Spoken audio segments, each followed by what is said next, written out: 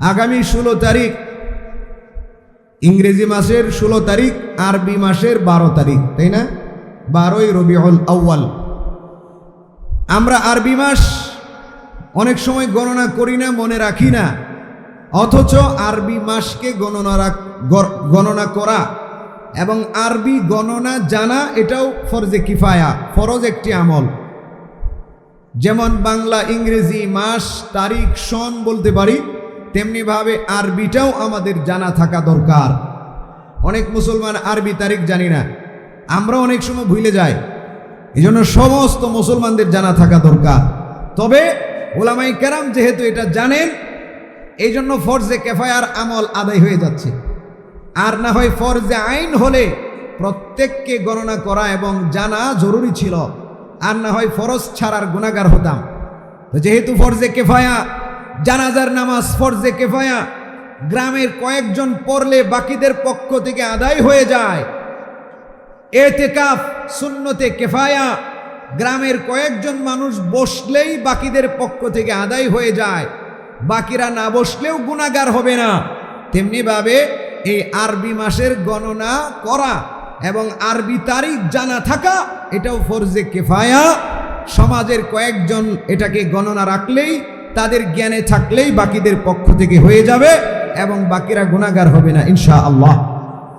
তো আগামী 16ই সেপ্টেম্বর আরবি রবিউল আউয়াল মাসের 12 তারিখ।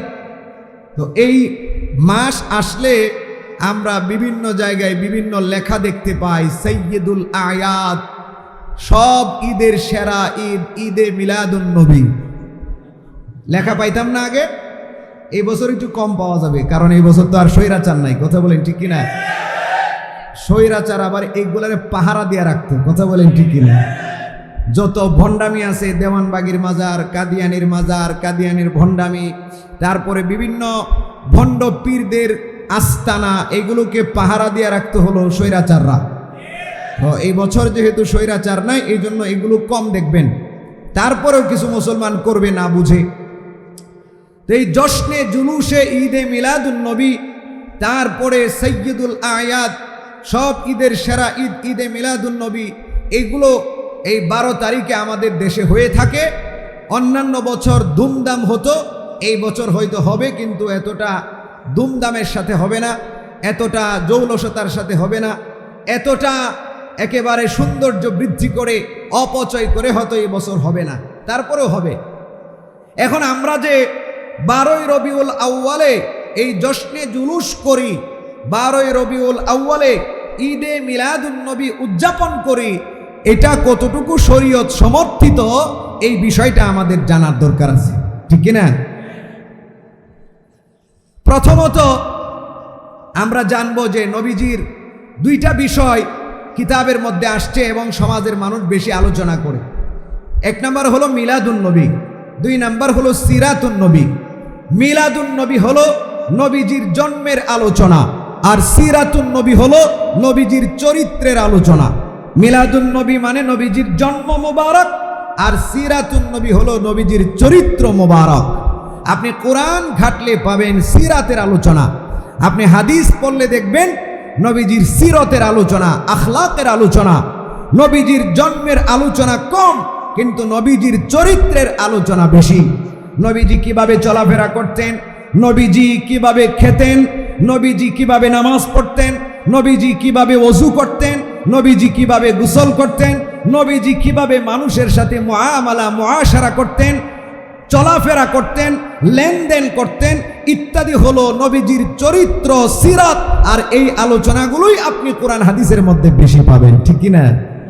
আরেকটা হলো নবীজির জন্মের আলোচনা, এগুলো আছে ইতিহাসের মধ্যে, এগুলো আছে। তবে কোরআন এবং হাদিস এবং ইতিহাসের মধ্যে মিলাদুন নবীর আলোচনা কম, কারণ এটা আমল করার বিষয় না, শুধু জানার বিষয়।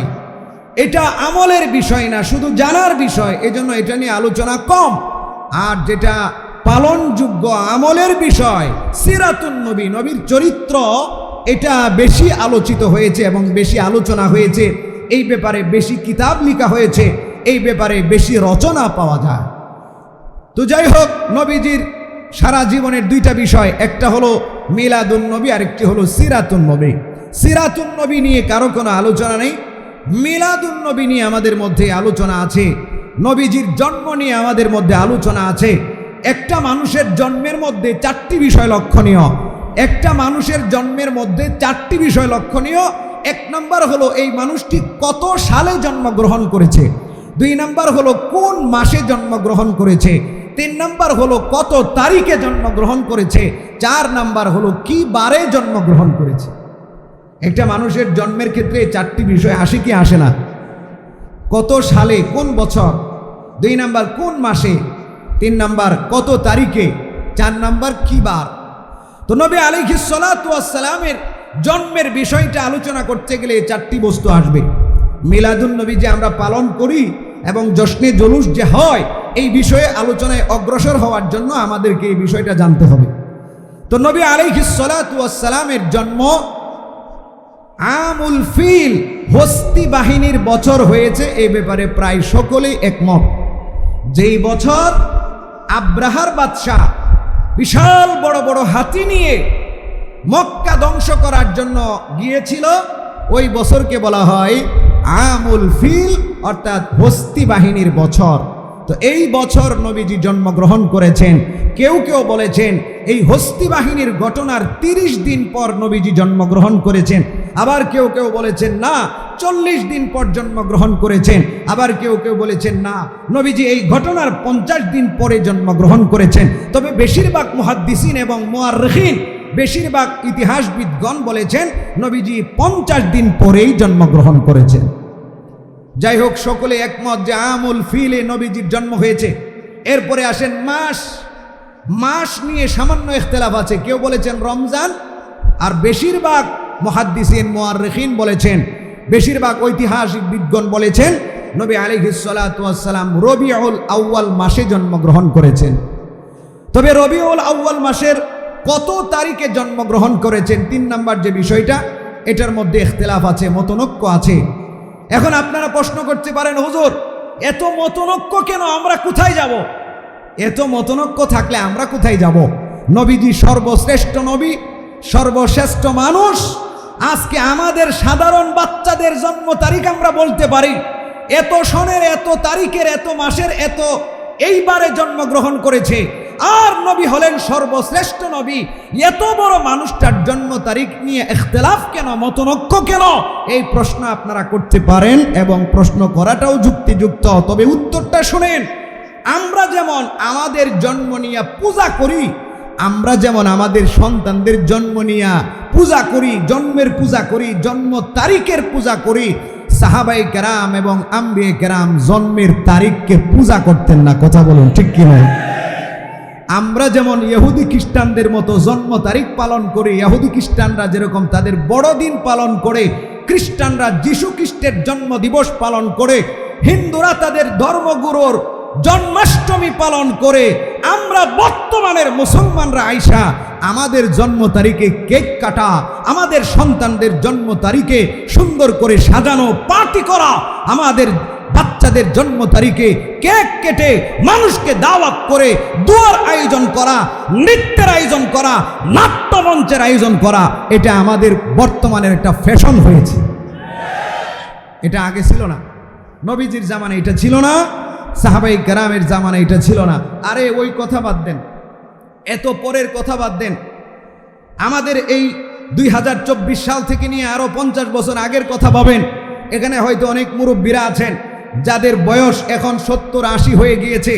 হ্যাঁ, আমাদের আরো আগের 50 বছর আগের মুরব্বীদেরকে জিজ্ঞেস করে দেখেন, তারা বলতে পারবে কিনা তাদের জন্ম কিবারে হয়েছে বা কত তারিখে হয়েছে, কোন মাসে হয়েছে, কত সনে হয়েছে। অধিকাংশ মুরব্বী কেরাম বলতে পারবেন না। কথা বলুন ঠিক কিনা? আমারে যদি জিজ্ঞান, আমি বেকল মানুষ, আমি নিজেও কইতে পারবো না আমার জন্ম কিবারে হয়েছে, কত তারিখে হয়েছে।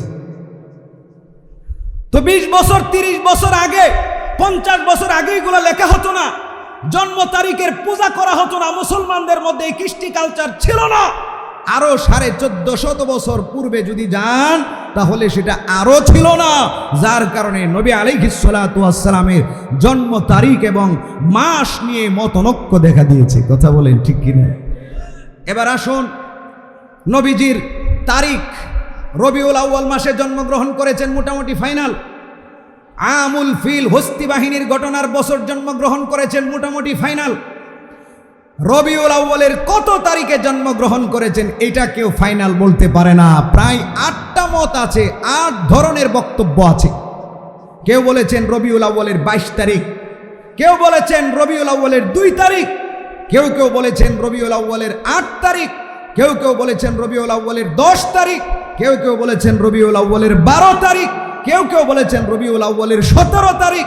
এইভাবে 8টির মতো মত পাওয়া যায়। আল্লামা ইবনে কাসির রাহমাতুল্লাহি আলাইহি বলেছেন এই 8টি মতের মধ্যে 3টি মত হলো প্রসিদ্ধ এবং মোটামুটি নির্ভরযোগ্য। 3টি মত, 3টি বক্তব্য মোটামুটি নির্ভরযোগ্য। 1 নাম্বার 2 তারিখের ব্যাপারটা। রবিউল আউয়াল মাসের 2 তারিখে নবীজি জন্মগ্রহণ করেছেন।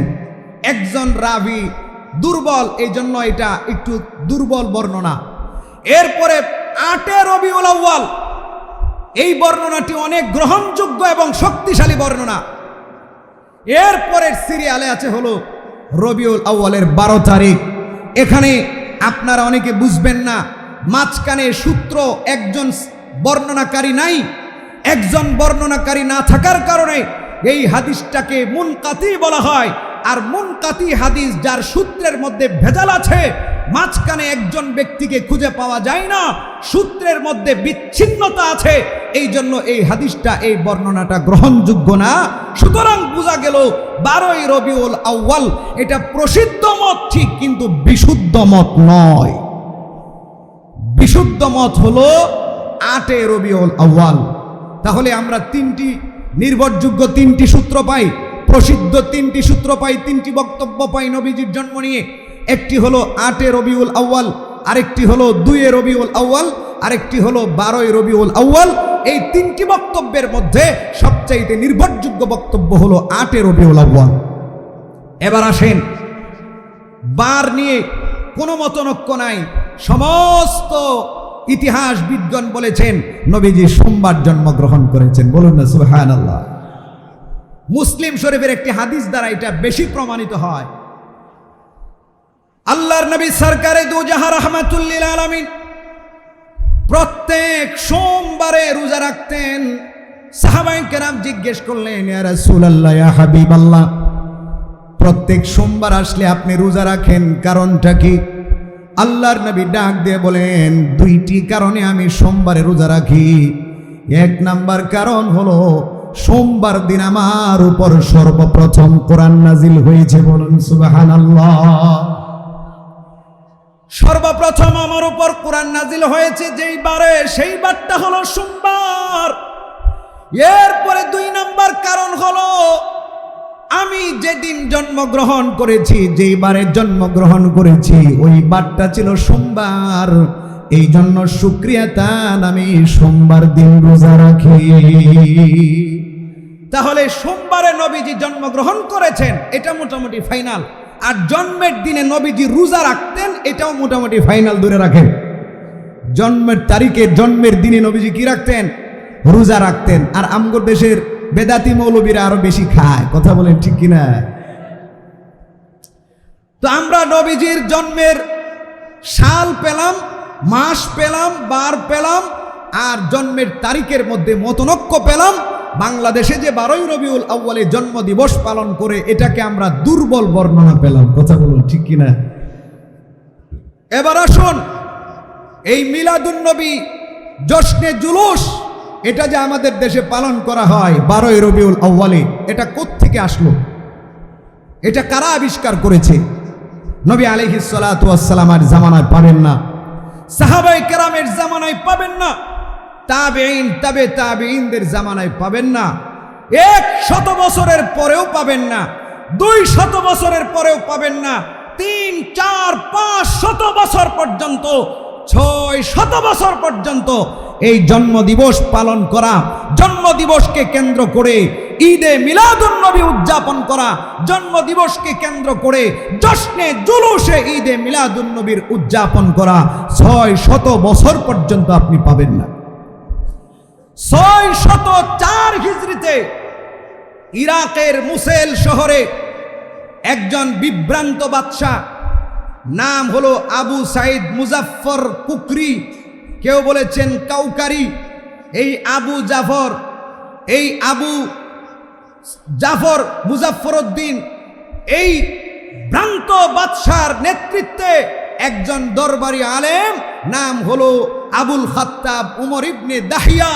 এই দরবারি আলেমের মাধ্যমে ওই কুখ্যাত বাদশাহ 604 হিজরিতে এই জশ্নে জুলুস ঈদে মিলাদুন নবীর আবিষ্কার করে। বলেন নাউজুবিল্লাহ। বুঝে থাকলে বলেন, যেই নবীর জশ্নে জুলুস পালন করছি, যেই নবীর মহব্বতে ঈদে মিলাদুন নবী পালন করছি, সেই 604 হিজরির ঘটনাকে কেন্দ্র করে একটু বুঝে থাকলে বলুন, এটা কি বেদাত নাকি সুন্নত?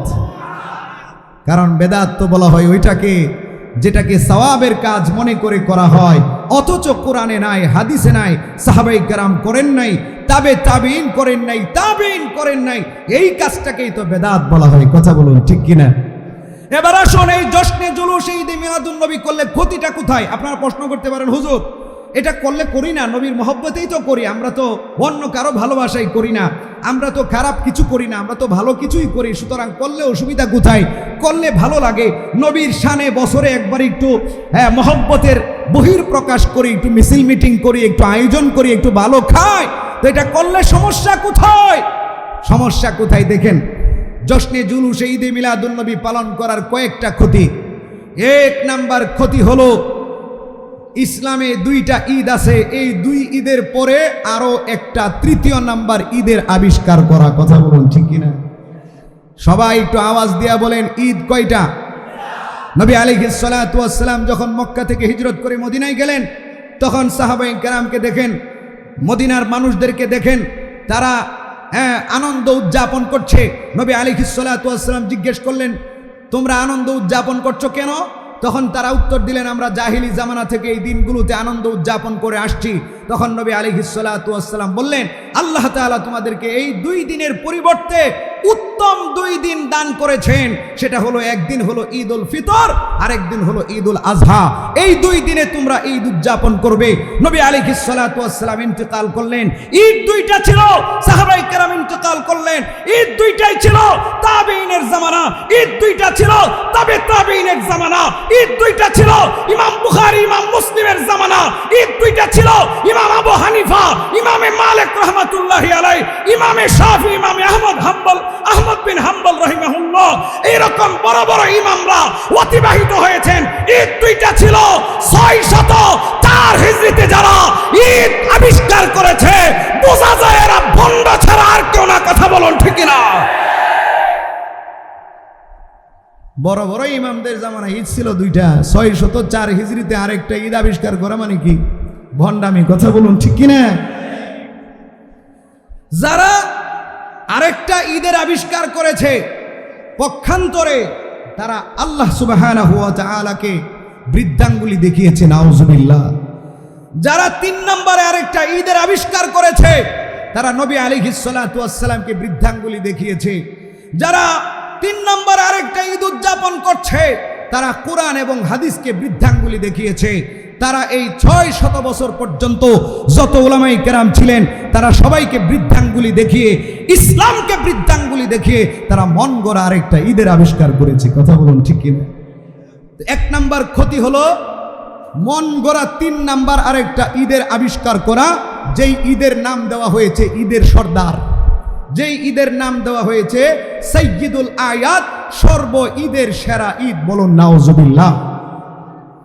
এরপরে 2 নম্বর ক্ষতি, এই দিনে ঈদ পালন করে নবী আলাইহিস সালাতু ওয়াস সালামের ইন্তেকালের দিন আনন্দ উদযাপন করা।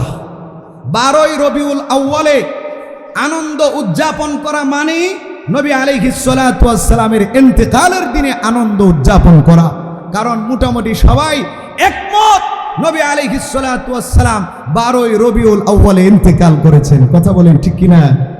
12ই রবিউল আউয়ালে নবীজি জন্মগ্রহণ করার ব্যাপারে মতভেদ থাকলেও 12ই রবিউল আউয়ালে নবীজি ইন্তেকাল করেছেন, এই ব্যাপারে মোটামুটি সবাই একমত।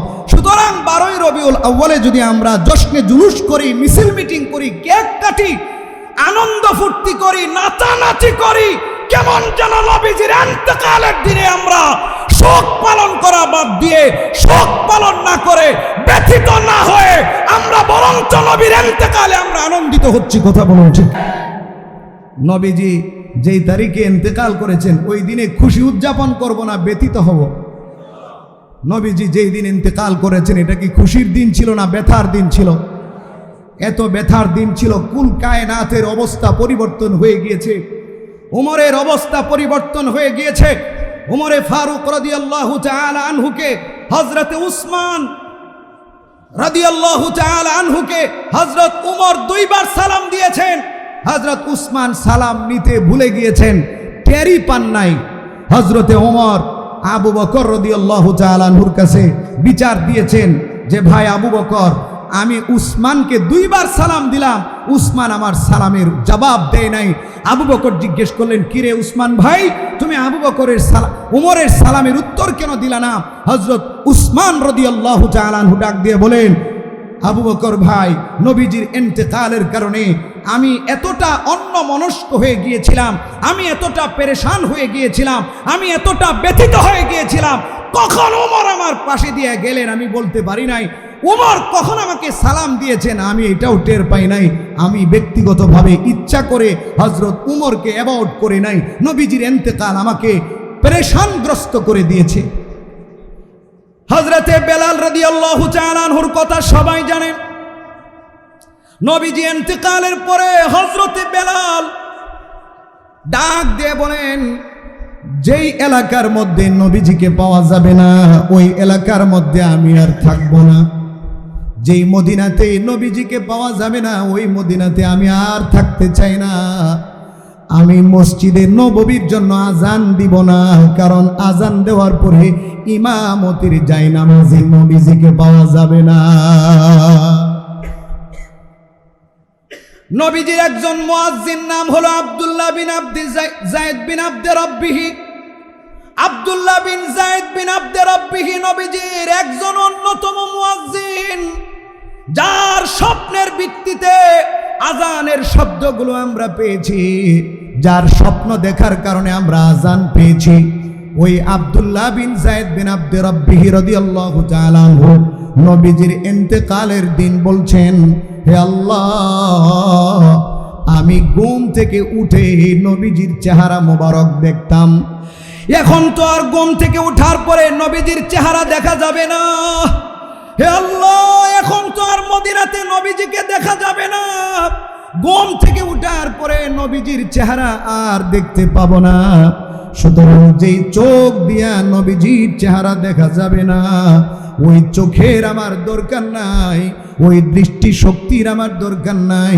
হে আল্লাহ, তুমি আমার দৃষ্টি শক্তি ছিনে নাও। আল্লাহ রাব্বুল আলামিন এত মনের গভীর থেকে দোয়া করার কারণে, অন্তরের অন্তঃস্থল থেকে ব্যথা নিয়ে দোয়া করার কারণে আল্লাহ রাব্বুল আলামিন আব্দুল্লাহ বিন যায়েদ বিন আব্দে রাব্বিহির দোয়া কবুল করলেন।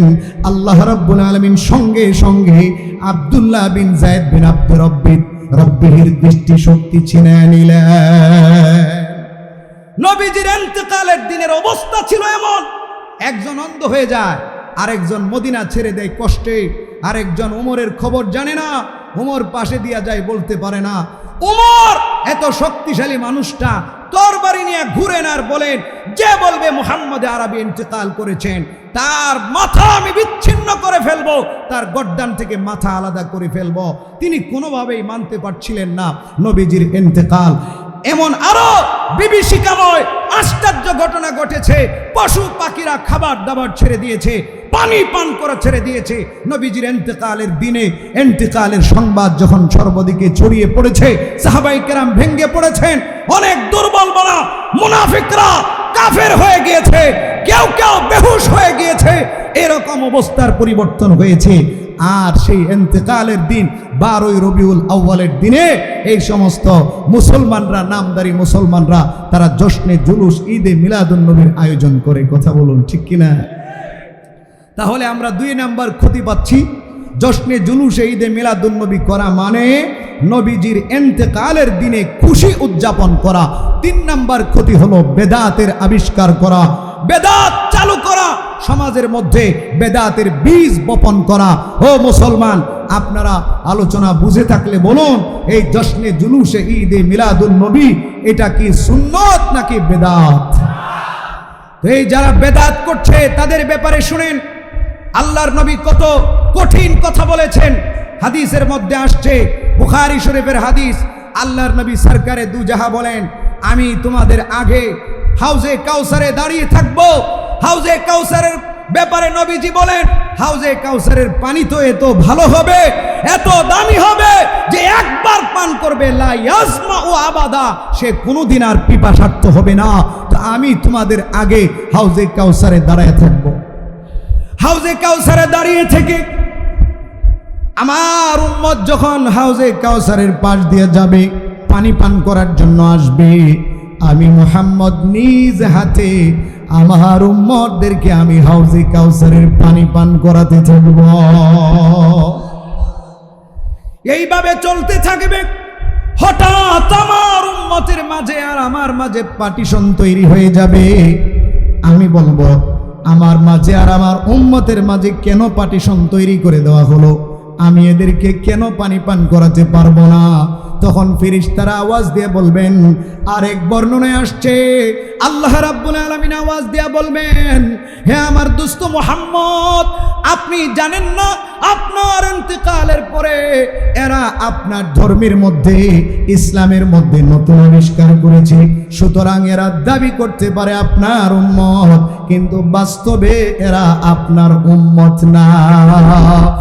আল্লাহর নবী যখন বুঝতে পারবেন কলিজার টুকরা উম্মত নবীর ইসলাম ধর্মের মধ্যে নতুন আবিষ্কার করেছে, বেদাত করেছে, যদিও তারা মহব্বতের নিয়তে করেছিল, যদিও তারা নবীকে ভালোবাসার নিয়তে করেছিল, যদিও তারা নবীর সুপারিশ পাওয়ার জন্য করেছিল, যদিও তারা নবীর কাছাকাছি যাওয়ার জন্য বেদাত করেছিল, ইসলামের নাম দিয়ে বেদাত করেছিল, কিন্তু কাল কিয়ামতের ময়দানে আল্লাহর নবী সেটা দেখবেন না। আল্লাহর নবীকে যখন বলা হবে যে আপনার পরে এরা ইসলাম ধর্মের মধ্যে বিকৃত করেছে, নতুন আবিষ্কার করেছে, তখন যেই নবীর ভালোবাসায় আমরা বেদাত করেছিলাম, ওই নবী ডাক দেয়া বলবেন, সুহকান সুহকা লিমান গায়্যারা বাদি, আমার পরে যারা আমার ধর্মটাকে পরিবর্তন করেছে, বেদাত করেছে, নতুন আবিষ্কার করেছে, তারা আমার সম্মুখ পান হতে দূর হয়ে যাও, দূর হয়ে যাও। বলুন নাউজুবিল্লাহ। আল্লাহর নবী বলবেন, সুহকান সুহকা লিমান গায়্যারা বাদি। এটা চেয়ার রাখেন। মুসলমান বাবাজিরা রে আমার, যুবক ভাইয়েরা রে আমার, এই জন্য সুন্দর বিবেক, আল্লাহর নবীকে মহব্বত করি এই দাবি করে বেদাত করা যাবে না, নতুন আবিষ্কার করা যাবে না। নতুন আবিষ্কার করলে, বেদাত করলে, যত মায়া নিয়ে করি না কেন আল্লাহর দরবারে কবুল হবে না। বেদাতের কারণে নামাজ রোজা কোনো আমল কবুল হবে না। আল্লাহর নবী ডাক দিয়ে বলেন, লা ইয়াকবালুল্লাহু লিসাহিবি বিদআতিন সালাতান ওয়ালা সাওমান ওয়ালা সাদকাতান ওয়ালা জিহাদান ওয়ালা ফারজান ওয়ালা নাফলা। আল্লাহর নবী ডাক দিয়ে বলেন, যারা বেদাত করে, যারা ইসলামের মধ্যে নতুন আবিষ্কার করে, আল্লাহ রাব্বুল আলামিন তাদের নামাজ কবুল করবেন না, তাদের রোজাও আল্লাহর দরবারে কবুল হবে না, তাদের হজ আল্লাহর দরবারে কবুল হবে না, তাদের যাকাত আল্লাহর দরবারে কবুল হবে না, তাদের জিহাদ আল্লাহর দরবারে কবুল হবে না, নফল ইবাদত কবুল হবে না, ফরজ ইবাদত কবুল হবে না। বলুন নাউজুবিল্লাহ। বেদাত করলে কোনো ইবাদত কবুল হয় না। নামাজ রোজা হজ যাকাত কোনো ইবাদত কবুল হয় না, এমনকি জিহাদের মতো ইবাদত আল্লাহর দরবারে কবুল হয় না।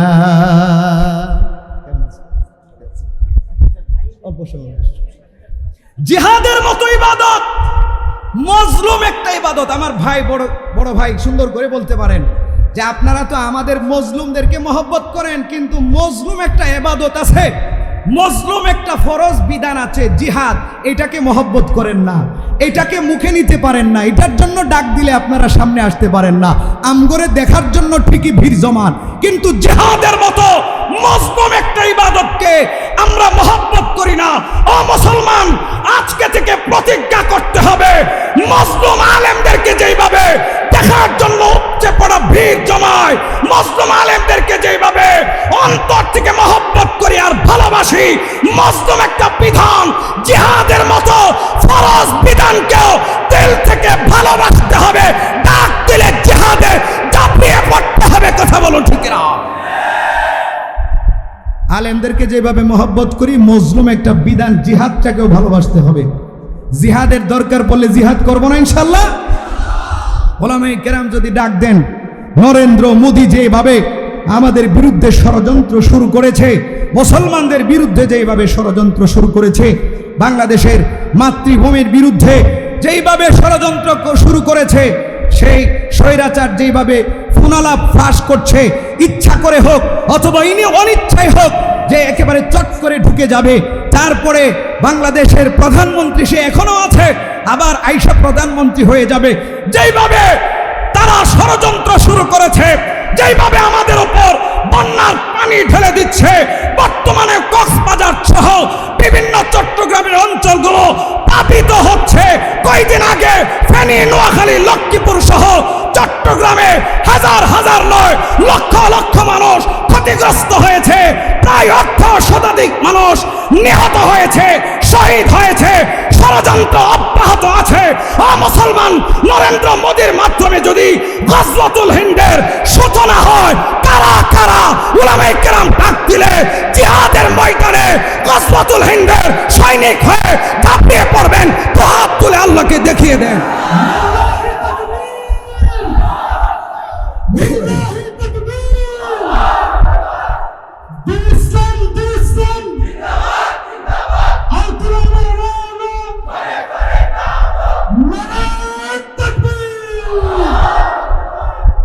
তো আমার কথা প্রায় শেষ। বলছিলাম জশ্নে জুলুস আর ঈদে মিলাদুন্নবী পালন করতে গেলে 3 নাম্বার ক্ষতি হলো বেদাত। আর বেদাতির নামাজ, রোজা, হজ, যাকাত, এমনকি জিহাদ পর্যন্ত কবুল হয় না। নবীজি বলছেন লা ফরদান লা সরফান ওয়ালা আদলা, ফরজ এবং নফল কোনো ইবাদত আল্লাহর দরবারে কবুল হয় না। সুতরাং শখ করে মহব্বতের নামে যদি বেদাত করি, সব যাবে, আমও যাবে, সালাও যাবে। এই জন্য বেদাত করবো না, সুন্নতগুলো করেই তো শেষ করতে পারি না, বেদাত করার সময় কোথায়? এই জন্য আসুন সুন্নতের দিকে যাই। জশ্নে জুলুস, ঈদে মিলাদুন্নবী বাদ দে, বরং নবীজির জন্মের দিনে বেশি বেশি রোজা রাখবো। নবীজি সোমবার রোজা রেখেছেন, জন্ম তারিখ, জন্মের দিন হিসাবে আমরাও সোমবার আসলে পারলে রোজা রাখবো। নবীজির জন্য মাকামে মাহমুদ কামনা করব। এই সমস্ত বেদাত থেকে আমরা বিরত থাকবো। আল্লাহ পাক তৌফিক দান করুন, সবাই বলে আমিন। আরো অনেক ক্ষতি আছে। এই জন্ম দিবস পালন করা, এটা ইহুদি খ্রিস্টানদের কৃষ্টি কালচার, হিন্দুদের কৃষ্টি কালচার, খ্রিস্টানদের কৃষ্টি কালচার। আমরা যদি জশ্নে জুলুস করতে যাই, তাদের সাথে মিলে যায়। এই জন্য এটা থেকে বিরত থাকতে হবে। আরেকটা ক্ষতি হলো অপচয় হয়।